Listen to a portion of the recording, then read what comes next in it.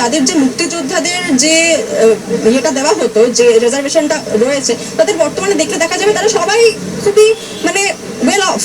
এখানের যাদের জন্য যে রিজার্ভেশন রয়েছে মানে তাদের জন্য এখনো বর্তমানে রিজার্ভেশন খুবই প্রয়োজন। মানে এখানে যদি রিজার্ভেশন উঠে যায় তাহলে তার থেকে মানে যারা রিজার্ভ তাদের জন্য মানে তাদের জন্য খুবই সেটা খারাপ হবে, তাদের জন্য এখনো রিজার্ভেশন দরকার রয়েছে।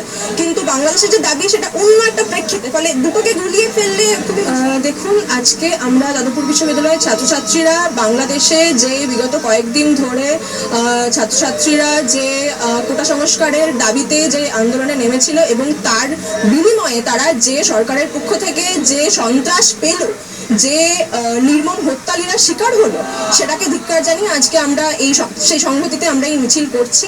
আমাদের মনে হয় আমাদের প্রতিবেশী দেশের মানে আমাদের দেশে এটা না হলেও প্রতিবেশী দেশে হলেও সেখানে স্টুডেন্টদের প্রতি আমরা সহমর্মিতা রেখেই আমাদের এই মিছিল।